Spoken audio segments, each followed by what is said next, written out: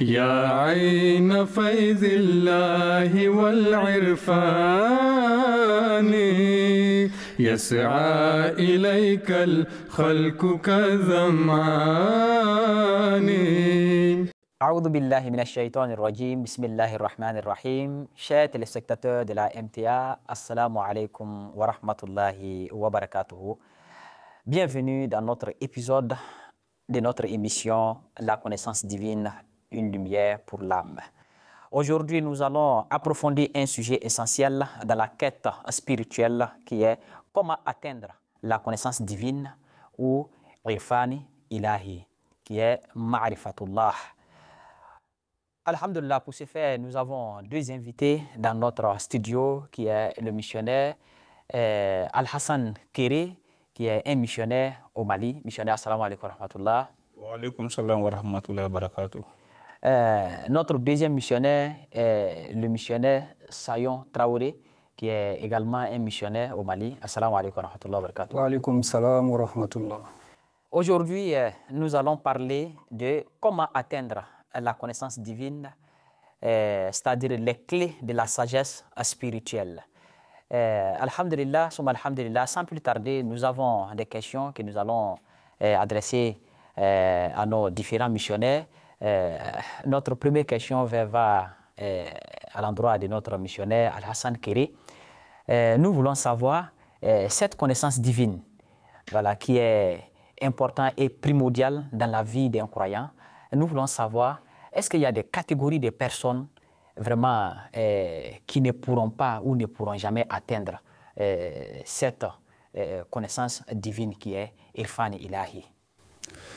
Ashhadu an la ilaha illallah wahdahu la sharika la wa ashhadu anna Muhammadan abduhu wa rasuluh. Amma ba'd fa a'udhu billahi minash shaitanir rajim. Bismillahir rahmanir rahim. Alhamdulillah summa alhamdulillah. Il y a des personnes qui ne pourront pas atteindre la connaissance divine qui est l'Irfan Ilahi. Premièrement, il y a de ces personnes-là qui ne font pas assez d'efforts. Donc, ils veulent se contenter seulement de la connaissance de quelques attributs de Dieu et puis espérer atteindre l'Irfan Ilahi. Donc, pour ces personnes-là, vraiment, ce n'est pas possible. Et là, il y a d'autres aussi vraiment qui vont se laisser berner par l'idée de ne rien faire, de s'asseoir comme ça, les bras croisés, et puis espérer avoir une vie en communion avec Dieu. Donc ça aussi, c'est quasiment impossible. Voilà. Maintenant, il y a d'autres également qui croient qui pensent comme une personne à laquelle on mentionne le nom de quelqu'un, qu'ils ne l'a jamais rencontré et qui prétend connaître cette personne-là. Donc ça, c'est difficile.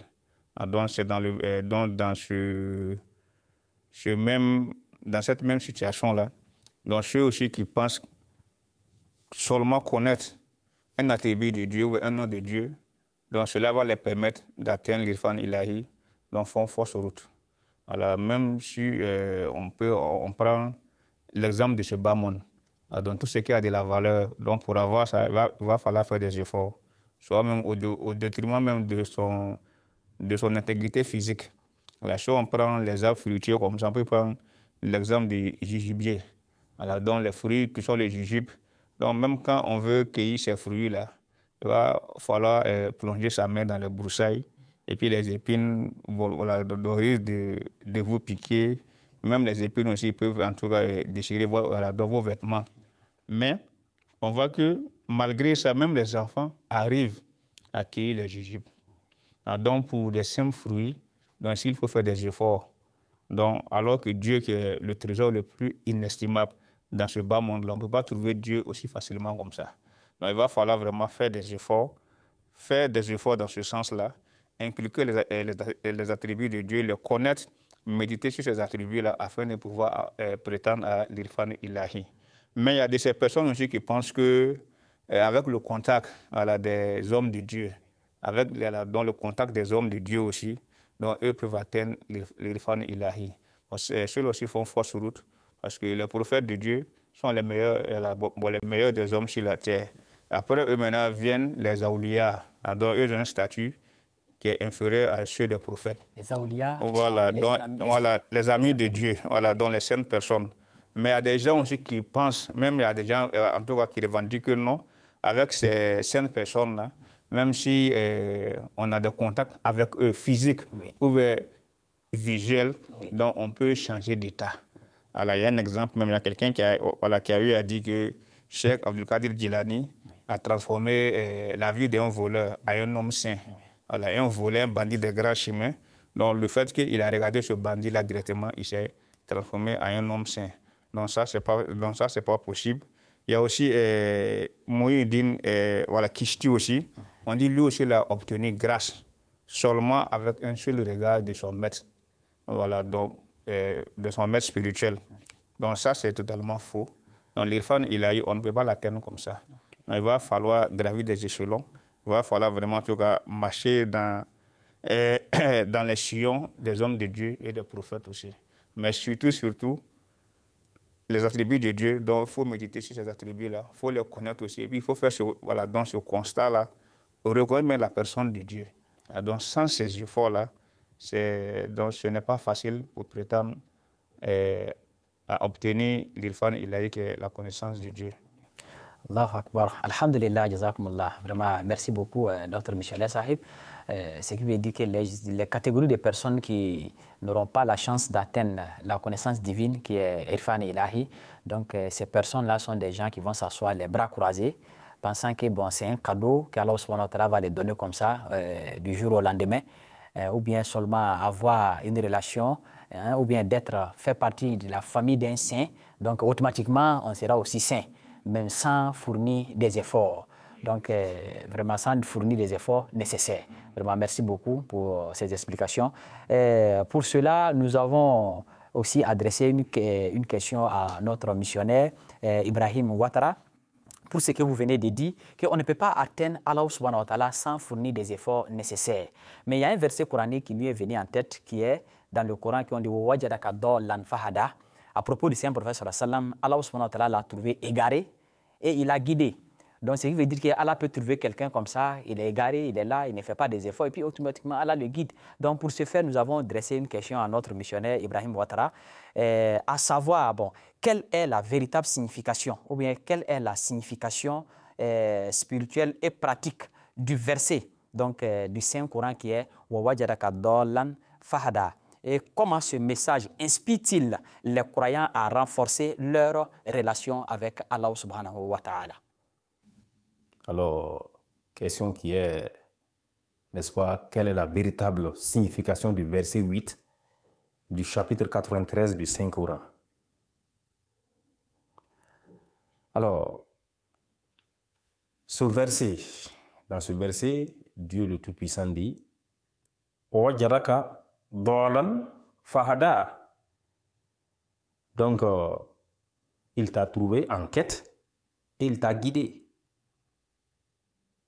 Donc cela veut dire que le saint prophète Mohammed sallallahu alayhi wa sallam était en quête, n'est-ce pas, de l'être suprême, du Créateur. Il avait effectivement conscience qu'il y avait un Créateur qu'il fallait adorer, qu'il fallait chercher. Alors en ce moment-là, Dieu lui-même, le Créateur lui-même l'a guidé vers lui. Alors, ce verset illustre, n'est-ce pas, alors la manière éloquente dont Allah, dans sa sagesse infinie, guide, n'est-ce pas, ceux qui cherchent sincèrement la vérité.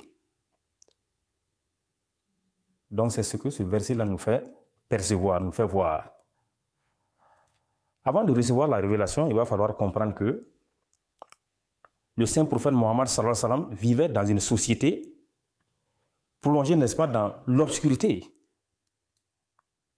Donc il y avait une obscurité spirituelle et morale. Donc il y avait beaucoup d'injustice sociale. Voilà, il croupissait dans l'idolâtrie. Et l'absence de direction était, n'est-ce pas, omnipotent. Et du moins,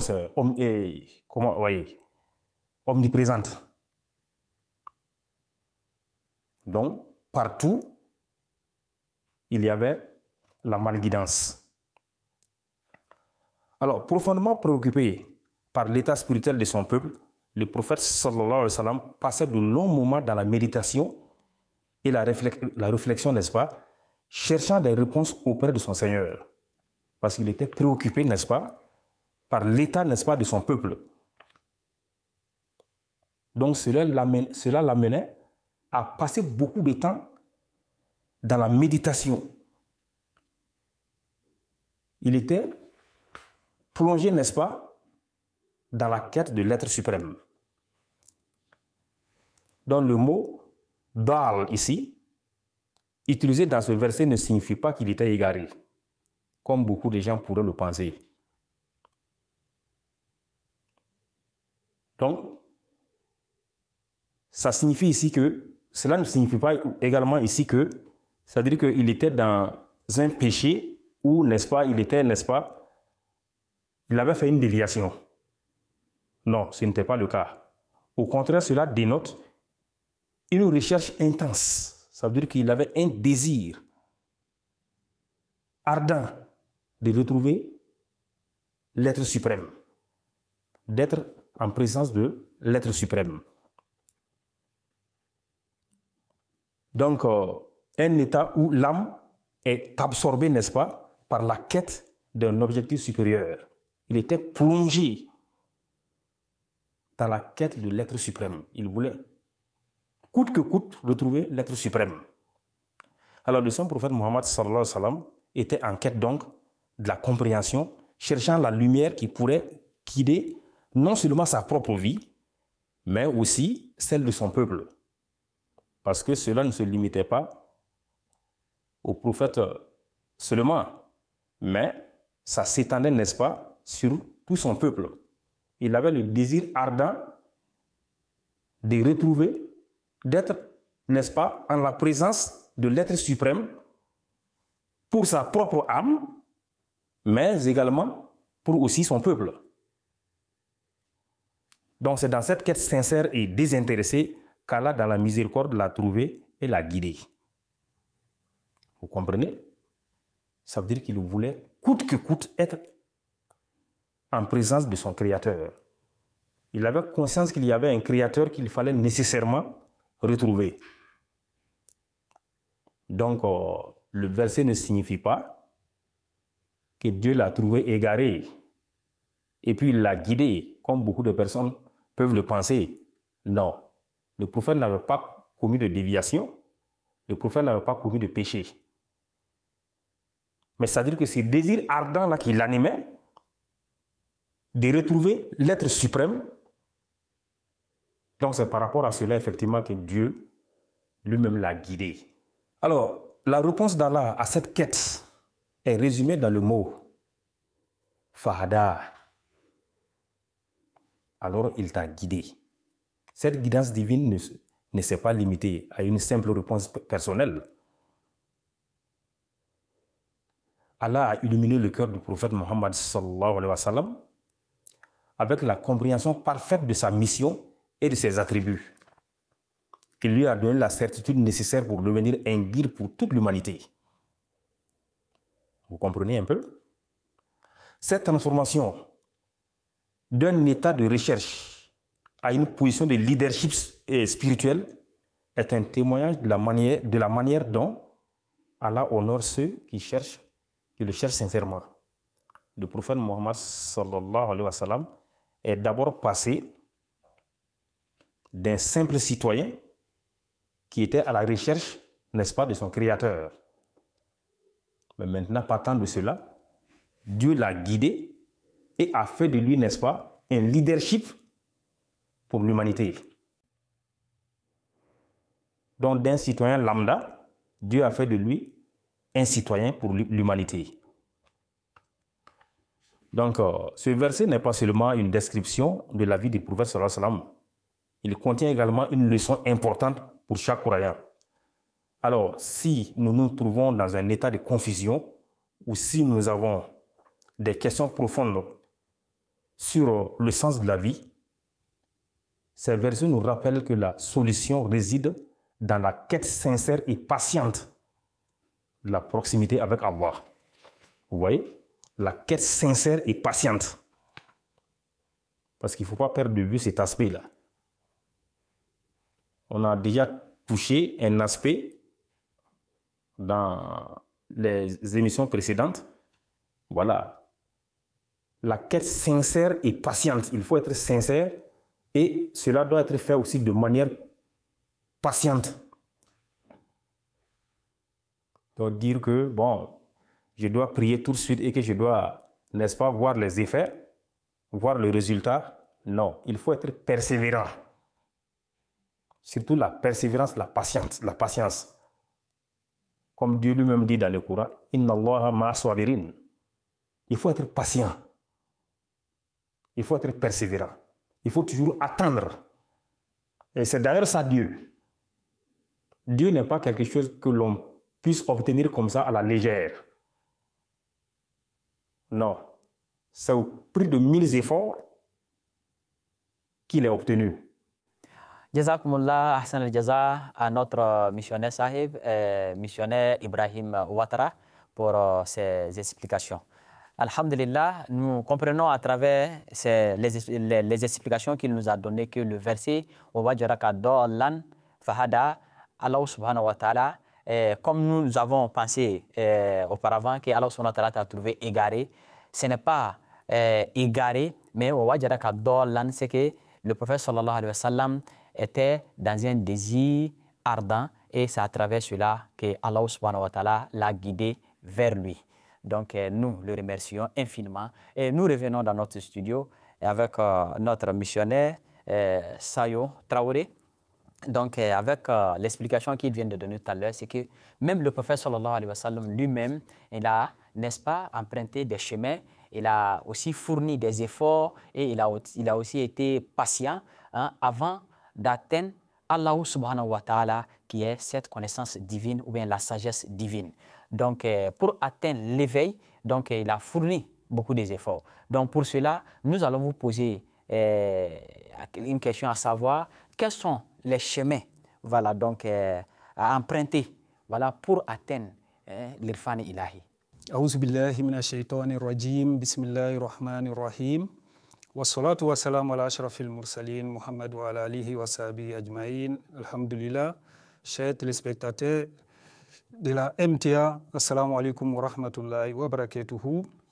C'est une très bonne question. Les chemins pour atteindre l'irfan ilahi, qui est la connaissance de Dieu. Notre cher calife, le deuxième calife, Hadrat Mirza Bashiruddin Mahmoud Ahmad, nous explique cela, il nous donne des conseils. Comment atteindre l'irfan ilahi, les chemins. Il dit quoi? Il dit atteindre l'irfan ilahi, qui est la connaissance de Dieu, c'est une grâce de Dieu. Ce n'est pas par notre moyen. Ceux qui pensent que non, c'est par leurs propres moyens, ils peuvent atteindre, ou en suivant un mouride, ou en suivant un ulama, comme ça, ou en répétant des zikr, des invocations, les phrases des invocations pour atteindre, ou en un clin d'œil, quand on récite ces phrases-là, on peut atteindre notre objectif, qui est la connaissance de Dieu. Et le deuxième calife dit non, ça c'est archi faux, ça c'est impossible. Donc on doit comprendre que pour atteindre Dieu, comme notre Alim Kiré vient d'expliquer, pour atteindre Dieu, il faut fournir des efforts aussi. Donc à travers les efforts, Dieu peut avoir pitié de toi et pour t'approcher de lui. Donc maintenant, pour atteindre Dieu, il faut faire des efforts. Même dans le monde ici-bas, un président de la République, toi qui es le citoyen lambda, avant d'atteindre le président, tu dois faire des efforts. Les coups de fil, passer par les relations, tout ça là. C'est des efforts avant de l'atteindre. Et passer aussi par les bonnes relations. Les bonnes relations, c'est ça. C'est ça. Donc maintenant, pour atteindre Dieu, qui est l'objectif même de notre création, ce n'est pas une chose aisée. Donc le calife dit on doit faire beaucoup d'efforts.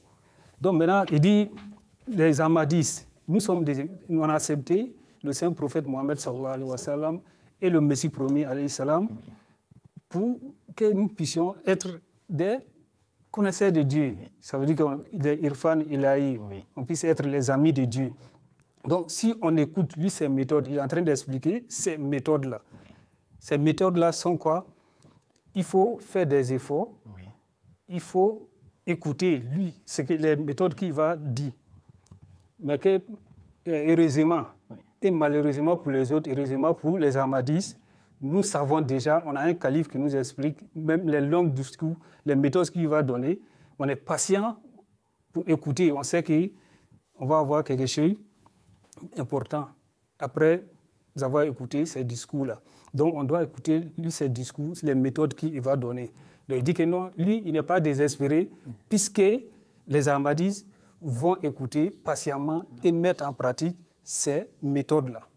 Donc, il répète encore, il dit, en suivant un ulama, ou bien en regardant un ulama, que vous allez changer en un clin d'œil pour devenir un irfan, un connaisseur de Dieu. Non, okay, ça c'est impossible. Il doit fournir des efforts.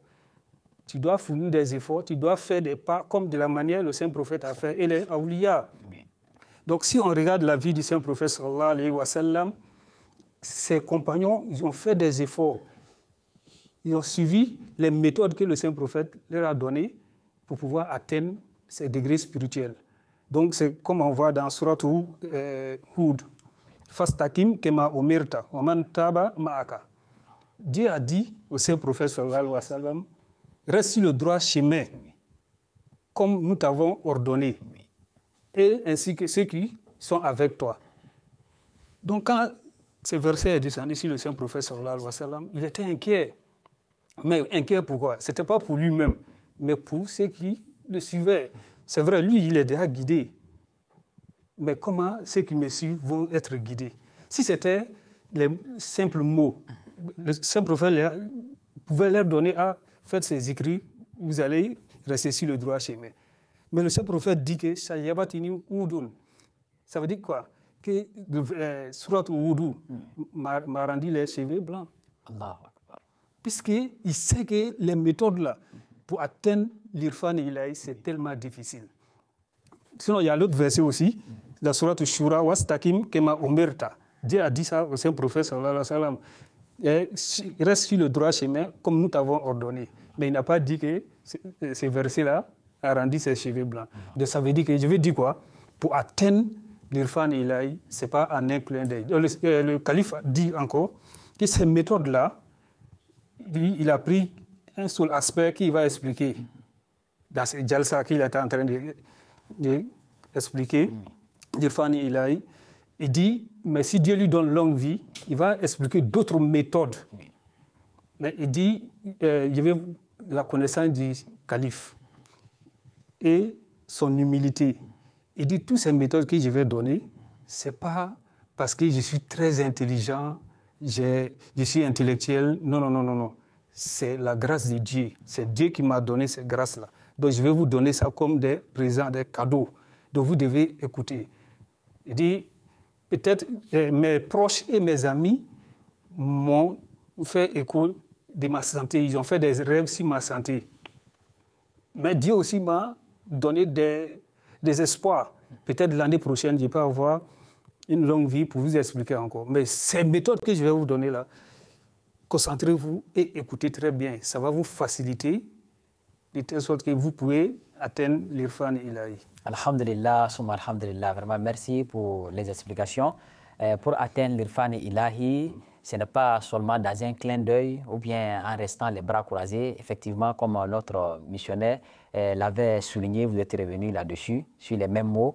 Nous vous remercions. Et puis surtout, vous avez parlé que pour atteindre l'Irfan ilahi, il faut un bon guide, un imam, et à travers lui, celui-là qui va vous enseigner, qui va vous donner les bonnes méthodes à appliquer. Le Khalifatul Masih Hassani, à travers cela aussi, il nous a donné une bonne nouvelle. Nous voulons demander à notre missionnaire Sahib s'il peut nous expliquer cette bonne nouvelle dont il nous a annoncé. Alhamdulillah, summa alhamdulillah. La bonne nouvelle est que le calife a mentionné un rêve, dont il a expliqué un rêve au cours de son discours. Et dans ce rêve-là, lui s'est vu assis en position tashahhud. Voilà, dans tashahhud, lorsque on finit d'accomplir 2 unités de prière, 2 rakats, et on s'assoit, on récite at-tahiyyatu lillah, at-tashahhud.